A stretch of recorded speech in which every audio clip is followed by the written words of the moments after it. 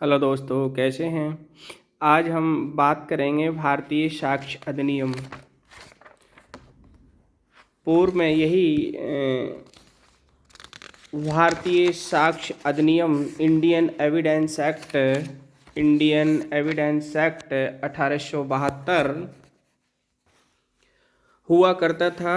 और सन 2023 में हमारी सेंट्रल गवर्नमेंट ने एक भारतीय साक्ष्य अधिनियम इसमें संशोधन कर इंडियन एविडेंस एक्ट 1872 में संशोधन कर और एक एक्ट बनाया भारतीय साक्ष्य अधिनियम सन 2023। इसके अंतर्गत हम आपके लिए बताएंगे स्वीकृति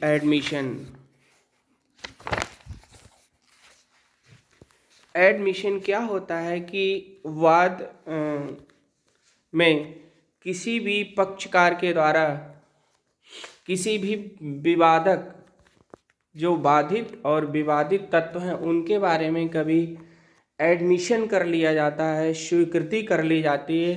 जैसा कि वादी ने कोई अपना प्लांट न्यायालय में पेश किया और उस वाद के लिए प्रतिवादी ने किसी हद तक ऐसे एविडेंस प्रस्तुत किए जिसमें उसके वाद के लिए वादी के वाद को एडमिशन कर लिया, स्वीकृत कर लिया, या कुछ ऐसे तत्व प्रस्तुत किए अपने जवाब में जिससे वादी के जो बात पर विवादक तत्व न्यायालय ने बनाए हैं उनमें ऐसी संभावनाएं प्रकट कर दी जिससे कि उसका वाद सिद्ध होता हो, जिसे हम स्वीकृति कहते हैं। और इंडियन एविडेंस एक्ट 1872 एवं भारतीय साक्ष्य अधिनियम 2023 में इसका बहुत बड़ा असर है,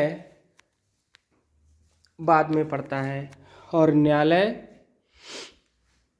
ये प्रमुखता अपने निर्णय में देखता है कि किसने एडमिशन किया है, स्वीकृति की है।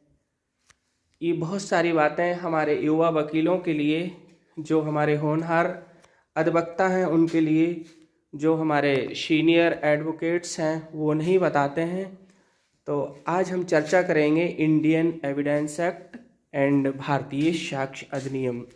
भारतीय साक्ष्य अधिनियम सेक्शन एक ऐसा सेक्शन जिसमें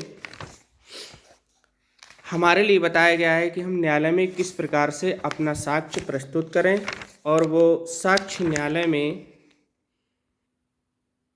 भारतीय साक्ष्य अधिनियम एवं भारतीय साक्ष्य अधिनियम सन 2023 के सेक्शन 16 में ये बताया गया है कि किसी पक्षकार के द्वारा अगर किसी विवादक तत्व का एडमिशन कर लिया जाता है, स्वीकृति दे दी जाती है, तो वहाँ पर न्यायालय अनुमान लगा लेता है कि ऐसा संभव है और ऐसा हुआ होगा।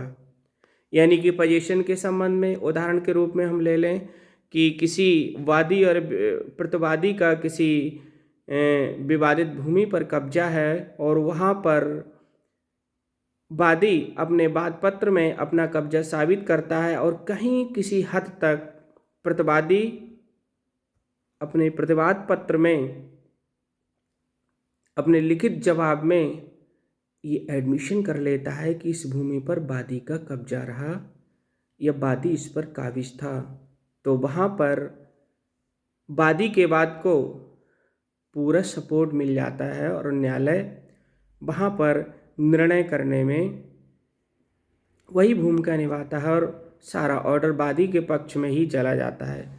मेरा युवा साथियों के लिए एक समीक्षण निवेदन है कि एविडेंस एक्ट के लिए पढ़ें। न्यायालयों में एविडेंस एक्ट एक बहुत महत्व रखता है, चाहे वो इलेक्ट्रॉनिक साक्ष्य हो, लिखित एविडेंस हो या मौखिक एविडेंस हो। कभी भी वादी के वाद पत्र को एडमिशन नहीं करना चाहिए, बिल्कुल एडमिशन नहीं करना चाहिए। और कहीं प्रतिवादी एडमिशन कर लेता है तो प्रतिवादी वीक हो जाता है अपने केस के लिए। किसी भी बात की जड़ मजबूत होगी तो वाद आगे सफल होगा। जिसके हक में एविडेंस अच्छा होगा वाद उसके पक्ष में चला जाएगा, चाहे वो लोअर कोर्ट से लेकर सुप्रीम कोर्ट तक। मेरा युवा साथियों के लिए एक समीशन निवेदन है कि अपने वाद या प्रतिवाद पत्र में एविडेंस के अनुसार जो सेक्शन हैं उनको ज़रूर पढ़ना चाहिए। उन्हें ना पढ़ने से आप अपना प्लांट या प्रतिवाद पत्र सही तरीके से न्यायालय में पेश नहीं कर पाएंगे और कभी भी वादी के वाद पत्र की स्वीकृति नहीं करनी चाहिए। हमें एडमिशन नहीं करना चाहिए। एडमिशन करने से हम कमज़ोर हो जाएंगे।